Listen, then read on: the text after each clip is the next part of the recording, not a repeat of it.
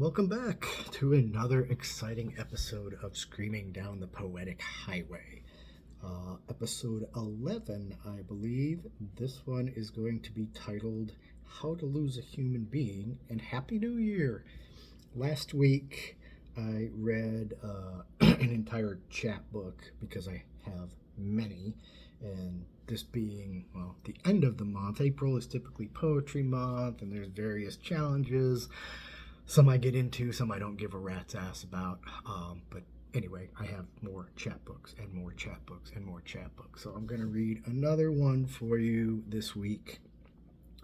I think it's 37 poems total. There's a lot of shorter ones. There is some prose poetry, which is just longer poems. It's written and reads more like a story. And then there's something, I think I have a couple called either Haibun or Haibun. I don't know how you pronounce it. Feel free to correct me. It's basically a prose poem with a haiku at the end of it. And of course,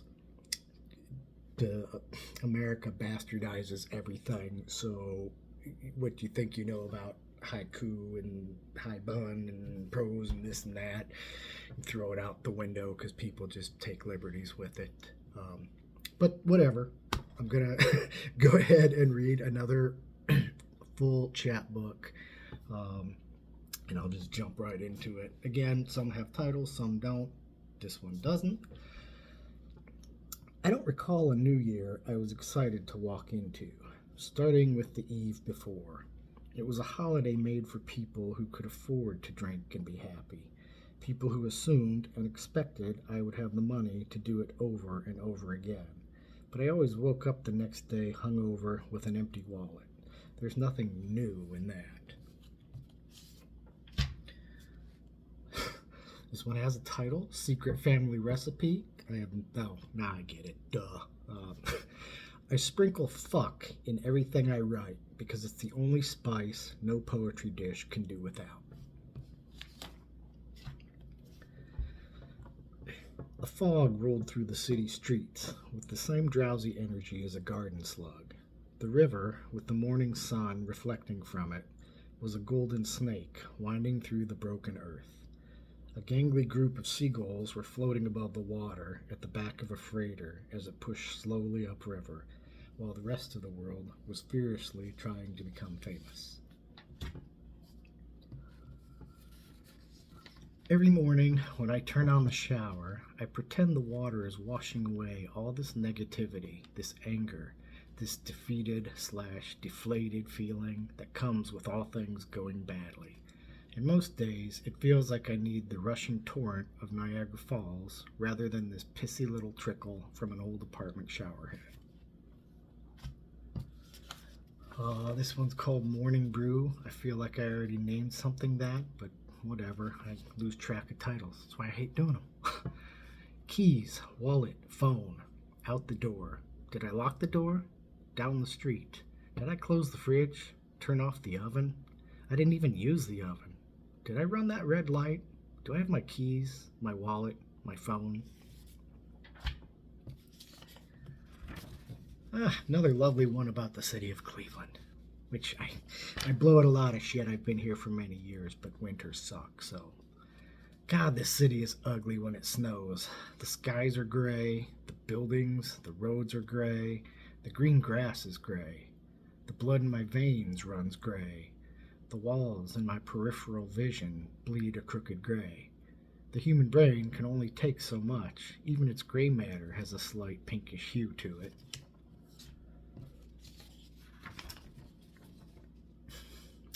Vangelis was insanely jealous of the universe, who kept all her stars in a diamond-studded purse.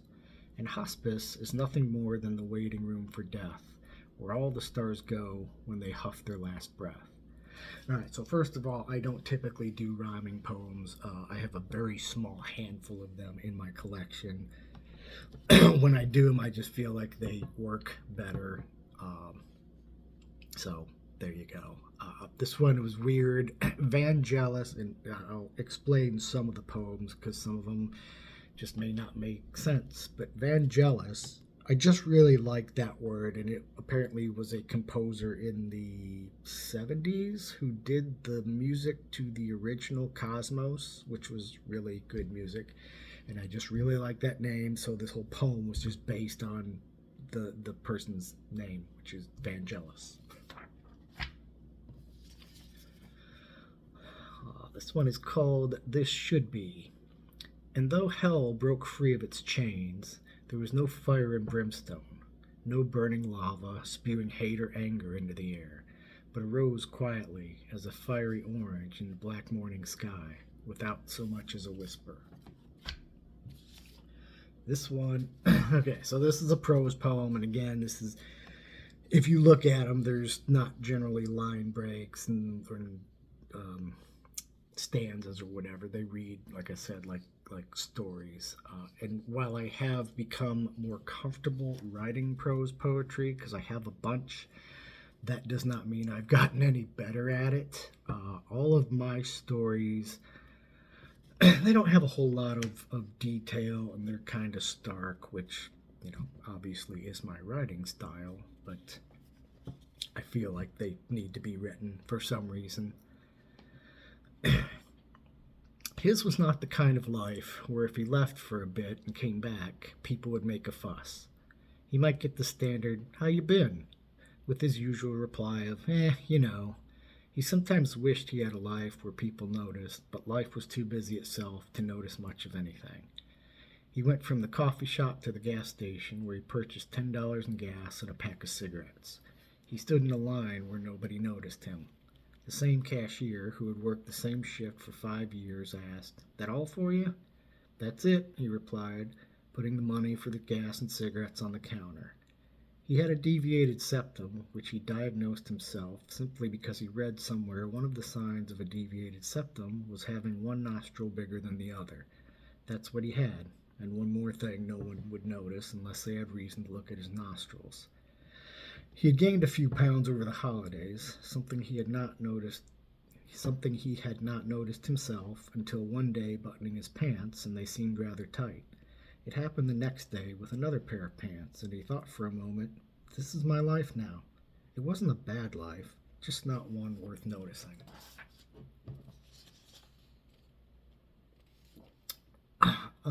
This one is for, I'll say this one is for a small group of high school friends that I grew up with. It was a quiet summer day, some time before noon, and we were all floating sluggishly down the river on black rubber inner tubes that had seen many more miles before us. Time creeping slowly along like a tortoise, shuffling through the thick vegetation along the mossy green riverbank. It was a group of 5 or 6 of us. Sometimes things don't come to you at the obvious time, but none of these people knew they had saved my life just by being in it. This one's a turd, but I'll read it anyway because I include all the turds. There are people in life whose opinions, input, words in general matter, and there are people where none of this is true. The opposite, in fact. And these people can easily ruin more than just a single day, and sometimes it's a daily fight to not let them. That was a stupid fucking poem. It's full of obvious bullshit. There's nothing to it. But like I said, I include all the crappy ones in with the good ones because I want people to understand that writers sometimes suck. This one's called Dreams Float, Enthusiasm Blows Away in the Wind. She dreamt as a child that she could float, a balloon with no enthusiasm, she called it, hovering slowly above the neighborhood, watching all the houses and people with their same lack of enthusiasm. A cookie-cutter world. It amazed me what she could see and do through all the mediocrity. I too have these dreams that I could float, but all that ever came of it was a little boy floating above the ground pushing a lawnmower. No ambition, no enthusiasm of dreams. I wonder if we lived in the same neighborhood.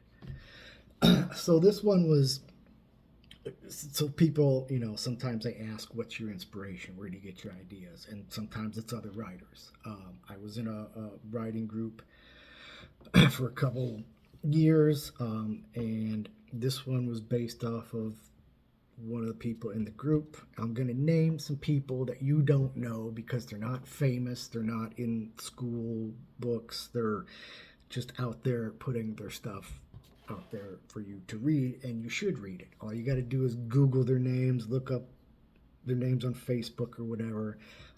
This one was based off of a poem by someone in the group named Nolcha Fox. I've done several collaborations with her. She's done collaborations with some other people. She just does really good work. Robert Allen, he was the person who put the group together. Molly Greer, Tim Motor, and Alex Kerrigan. So again, you're not gonna, these aren't famous. Most of them have had stuff published, they have chapbooks out, but you're not gonna, you know, they're not famous, but they're just as good as any famous poet out there. And I think on many levels they are much better than a lot of these famous old dead farts who nobody gives a shit about. Or maybe it's just me. Anyway, that was my rant. This one's called Forgotten Passages. My connection to the past through olfactory memories is a strange one, but I assure you that I can indeed smell the past. A donut, a patch of grass, a particular brand of cigarette. The ability to relive a piece of childhood through dusty old nasal passages is as much a part of me as the caverns of Sonora are to this rock called Earth. In the midst of the formica countertops and cheaply tiled walls of steel and plaster buildings, 37 floors from the ground, and a mile from the nearest blade of grass, I caught the aroma of just that.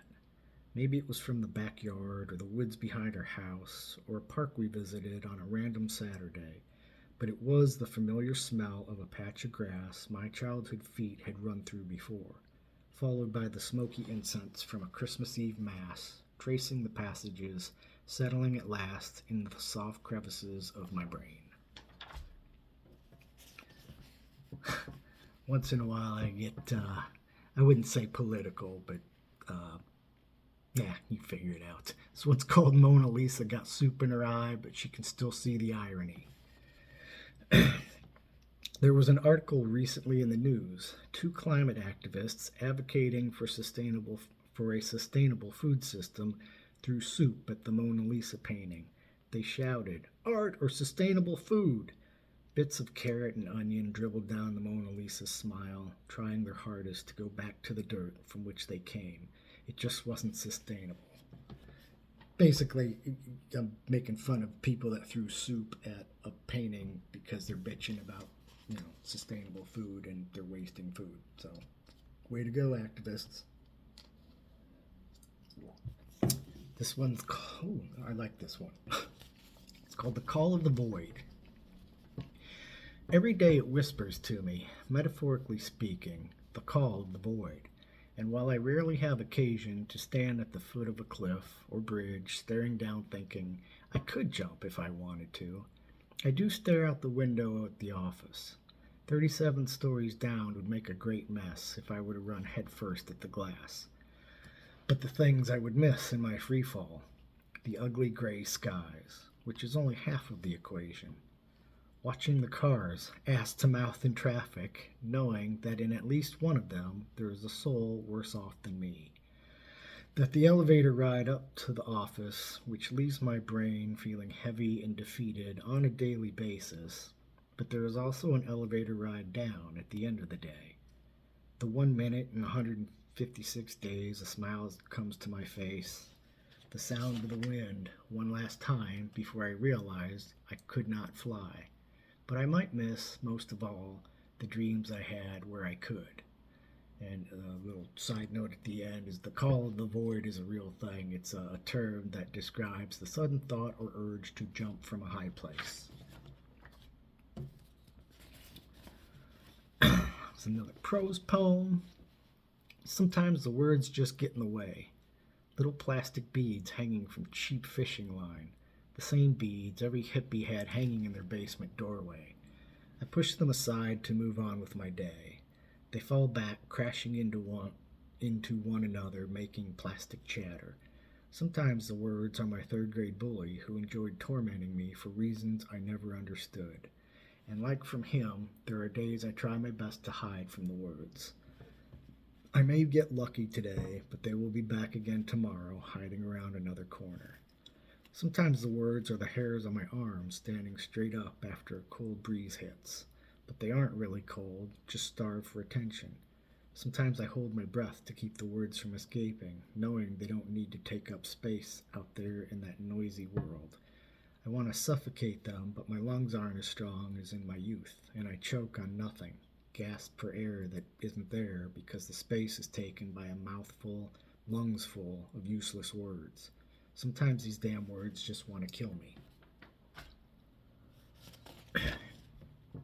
Oh, this one is, I need a better title. 216 minus 330 equals 440.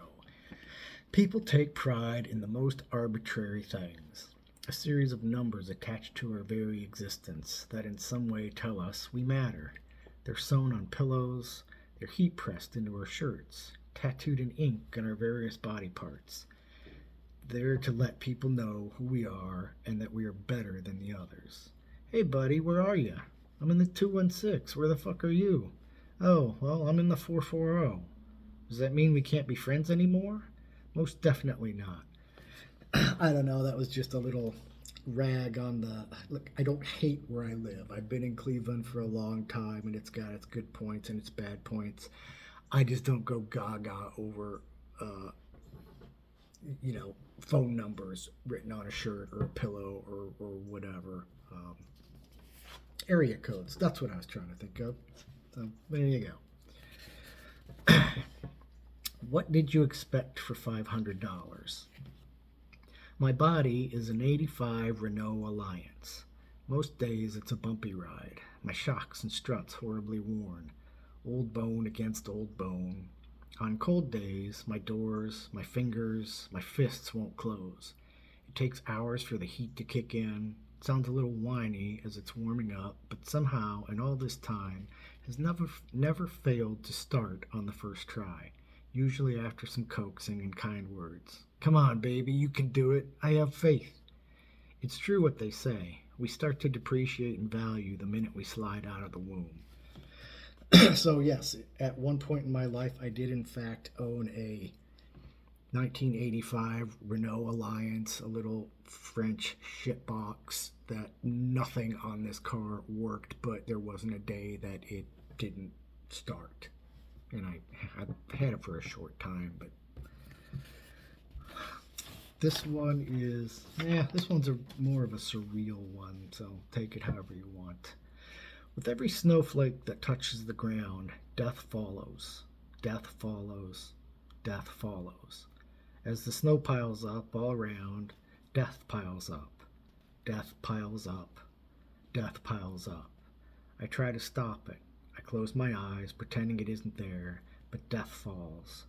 Death falls like a snowflake, like purpose. Now, there you go. Once in a while I do some surreal stuff.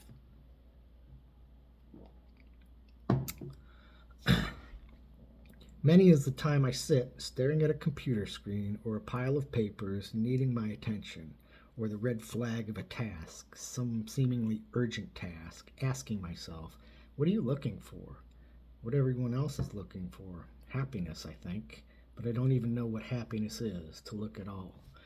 This one I'm setting to the side because I'm going to give it to my therapist, who I had my first session last week, and I think one of his questions is, what do you think happiness is? Fuck if I know. Oh yeah, some of this I forgot. Some of this has family stuff in it. I don't generally put my family laundry out there, but there's nothing in here that's not true, and I don't have anything to hide, and I figure maybe somebody out there has either been through the same thing or, kind of understands what it's like. So there you go. She died last night. At least I think she did. It was in a dream, and for once in the past 3 years she was happy. She smiled, we hugged, and let the past go. She looked good for someone who had died and came back to life for a brief moment to apologize, although we were both at fault. But that's what happens. With forgiveness, fault disappears just as quickly as a dream.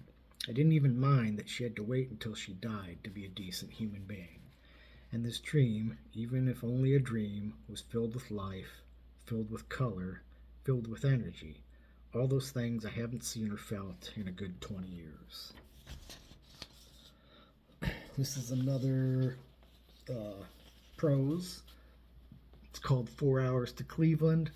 It has nothing to do whatsoever with driving to Cleveland or taking 4 hours to get there. Some of my titles are just weird. I think I heard that or saw it in the news somewhere, and little phrases like stick in my head.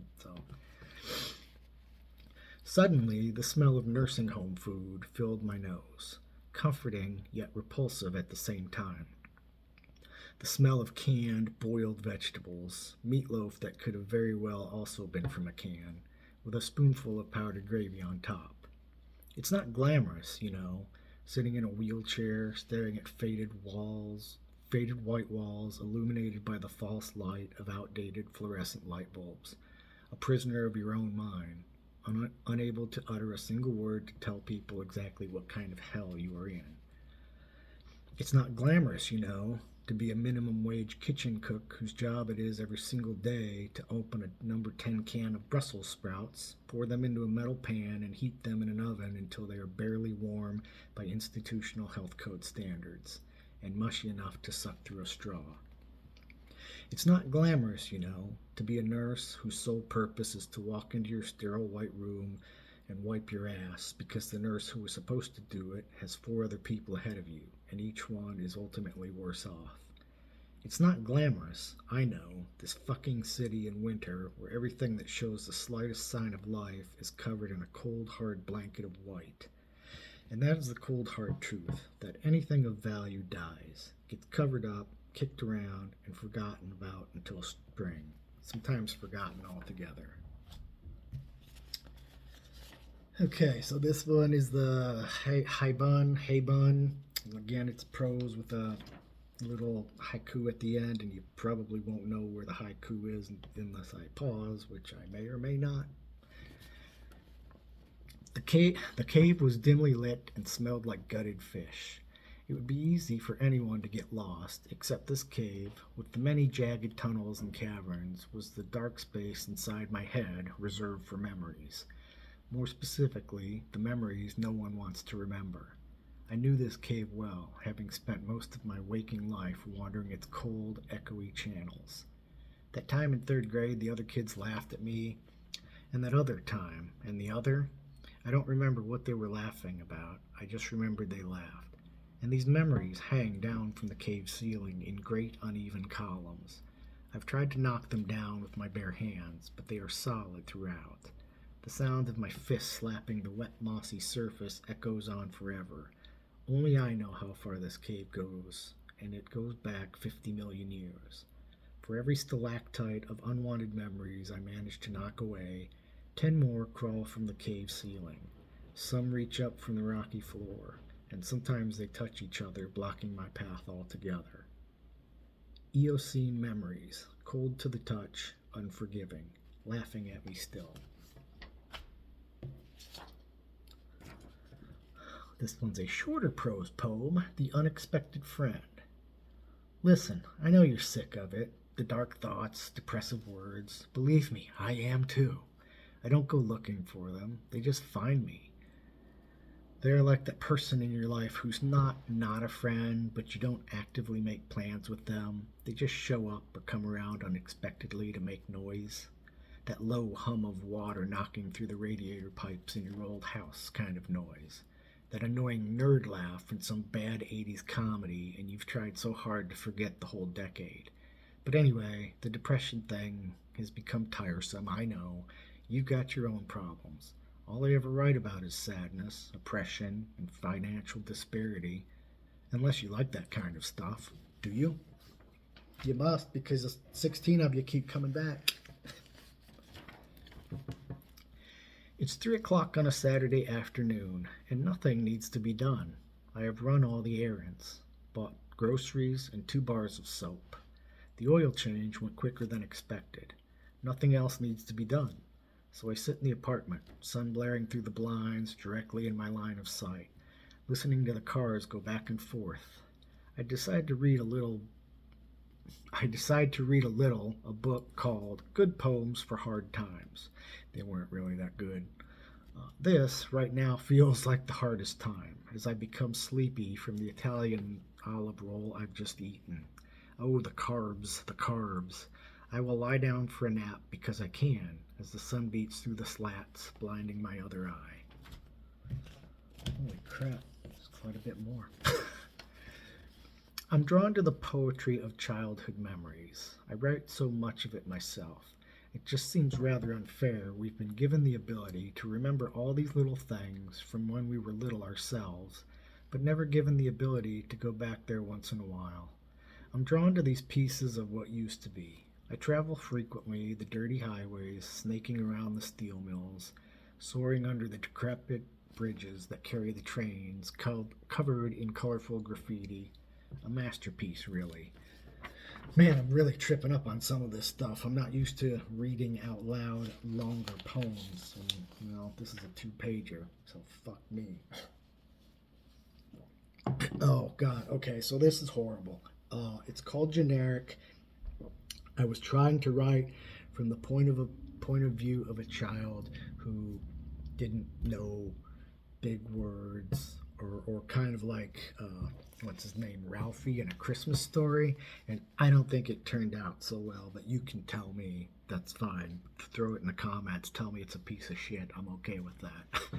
It's called Generic. Sometimes if you look around, you'll see these things that are hard to explain, even if you see them a lot. Today I looked up and saw that bluish area again. It stretched all the way past where my eyes won't move any farther in my head, and I think it went even farther than that. There are these large, round rubber balls just floating there, and depending on what time of day it is, they may be a burning reddish, orangish, yellowish color, which is painful to look at and makes me squint my eyes, or they're sort of a grayish, sometimes yellowish. This ball comes out when that stuff up there turns from bluish to black. It has a lot of craters, like someone threw a bunch of other harder balls at it, and maybe they melted into the bigger ball because they aren't there anymore. Both of these balls sort of disappear at times, and then there's only a half of them or just a sliver. There are also a lot of little white dots like you get when you try to paint a wall and some of the paint flicks on the floor. And sometimes these rubber balls disappear altogether, covered by some whitish stuff. I hear this sort of rumbling noise in my ear, and then the bluish parts turn all white, sometimes dark gray. And then water falls down in little plops, and it gets in my eyes and all over my clothes, but eventually it stops and the white disappears and turns bluish again. It's all kind of weird to see. It's like when you're sleeping and all these visions and people and strange things pop into your brain like you're completely awake, but you're not. And then you have a vision of this person who used to be here but isn't anymore, and you know they aren't here anymore, and it makes that red meaty thing in your chest feels sort of like it isn't pumping the gas through the body anymore. But if it wasn't, then you wouldn't be here anymore either. God damn, that was horrible. This one is called Only for the Humorous Effect. This one I submitted to... there was a poetry walk somewhere in California last year, and I got accepted, and then I got rejected this year, which is fine. The minute you slide from the birth canal, the story is in motion. An invisible hand begins adding the shapes and colors of your life, all splines reticulating. Every meticulous detail is contained in every cell of this, your own storyboard. If the story is worth telling, there will be millions of cells, with millions of shapes and colors and millions of details. Some will only be a rough sketch, ideas that, while part of your existence, just didn't come together in any coherent form that the viewing audience would deem memorable. But know this, just because the audience didn't care for it doesn't mean it wasn't worth living. I promise, someone on this spinning crap factory we live in will relate to it. Yours is the indie sleeper that didn't win any major awards, the kind people make speeches about. But people are talking. Those conversations are simply happening underground. Maybe the line about the crap factory that didn't get me into this year's poetry walk. Oh man, okay, so this is another long, prosy one. This was based off of, in the 70s, there was a TV show called Cliffhangers, and it had various stories, and I think it was only on for a couple of years, and the very last episode that aired was literally a girl hanging from a cliff, which I thought was ironic, but this was not that story. This is another story from that show. Oh, okay, so this is another Haibun. There was a movie I recall from the mid-1970s, a collection of short stories, one of which revolves around some people finding a mysterious hole in a field just outside of town. The townspeople stood around this hole, wondering where it came from, wondering how deep it was, looking down, yelling and listening for an echo. There was none. They dropped the torch down in it, which eventually disappeared into blackness and made no sound to let them know it had hit bottom. The hole went on forever. It was to be a horror story, and a slow-burning one at that. The people stood around for a long time, scratching their respective heads. They wondered aloud what this could be, what it could mean, what chilling secrets this dark hole held for them in their quiet little town where nothing ever happened. After much deliberation, they decided a volunteer would be lowered into the hole by a rope to investigate further. Who it was and how they decided escapes me, but I vaguely remember this person going willingly. They lowered him down slowly. I remember as a child the tension building, the ominous music in the background, sitting upright and stiff on the couch, wondering what horror was bubbling down in this hole, wondering if the devil himself was going to reach up from the darkness. They kept lowering him and calling to him to see if he had any ideas of what this was. He yelled up to them, only that it was pitch black and couldn't see any bottom whatsoever. After a few minutes, he stopped answering, and there was complete silence. The townspeople panicked, of course, and began furiously pulling at the rope to bring him back up. As he got closer to the opening, the group of people could hear him screaming, a scream of absolute fear and panic, the scream of an animal backed into a corner with no way out. They pulled the rope harder and as fast as they could. Eventually, they could see the man in the opening of the hole, still screaming, a blank look on his face as if his soul had been drained from his body. He hung from the rope in a sort of paralyzed psychosis, not stopping for a second to catch his breath, only screaming. They tried to calm him. They tried to find out what he had seen, but all he could do was scream violently. And that was the cliffhanging end of this horror show, leaving the audience to wonder what had happened. Now, many years later, and much older, I still see the man screaming, thinking to myself, that's just another Thursday for me. The darkness of life leaves me fearful and breathless, but it's all in my mind. We're almost done. Just a few more. All right. Geez, I'm getting breathless. I would like to go back and rewrite everything I've ever written. Part of me hoping it would somehow change history. Some things for the better, some for the worse. Erase an unwanted wrinkle or two. This, the greatest thing I've ever written. The greatest thing ever written. It is timeless. It is the poem that brings tears to your eyes, like saying goodbye to a friend. This poem is the road to somewhere new. This poem is your first car, the first time you felt heartache. This poem is the 11th hour email when you're just waiting to be accepted, and you've waited months for the wildflowers and the earth to fold in on itself.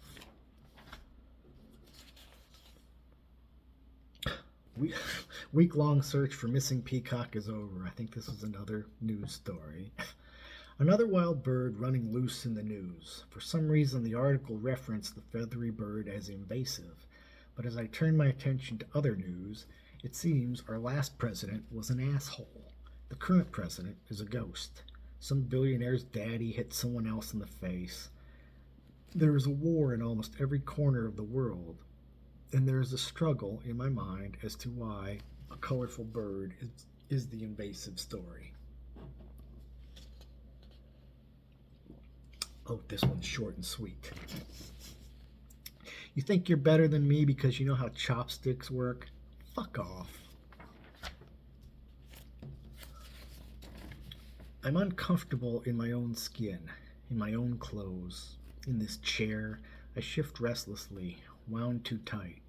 I slingshot out of the womb, stiff, tense, a rubber band ready to snap, gnashing teeth, rigor mortis, jawline cracking, my skin, my thoughts, like Philo. I am uncomfortable in this life, in this world, on this planet, in this muddy husk of a body. I came in with the dogs, compliment to the rat, and will leave this earth with the snakes. I think I was reading a story on the Chinese, what do you call them? Snakes, bird, hog, all the zodiac, I think, yeah. Another short and sweet one. Who knew being content would be so hard? Maybe it's the winter blahs. Maybe this is just my life. Most nights I come home from work, iron out the wrinkles of my stiffened bones with a few minutes of chair yoga. I turn out the lights and sit in the dark, waiting for the dope to kick in. It's the only time I'm free, unwound. I have a friend who has a pad of paper he carries with him to write down things he thinks are funny. Some the most random of things. Things didn't used to be funny for him. And now he has a list. Things were never funny for me, but I never needed a list. All in all, not horrible. 7.5 out of 10. Would be born again. And this is the last one. Another Haibun. No. There is a special wall in every bathroom in every office building I've ever worked. And on the wall is a sort of existential art installation that, if I were the artist, would simply title Booger Wall. In these bathrooms, behind closed doors, is where the savage male beast leaves his marks. First, by urinating on the floor to let others know this is his territory. Secondly, by flicking his boogers in a Jackson Pollock style onto the ceramic tile walls. I have muttered under my breath many times that we are destroying the planet one booger at a time. How many times does it need to be said aloud before someone listens? Where the societal breakdown occurs, I'm still fuzzy on. It seems logical that it all begins with the person who flicked, but that this piece of artwork, and they are 100% correct when they say it is subjective, has been on display for the better part of 5 years, is subjectively disturbing. J.P. Wallbooger, 2.5 out of 10, would not recommend this installation. And there you go. That's it. Episode 11, 37 spectacular poems, and we'll see you next time.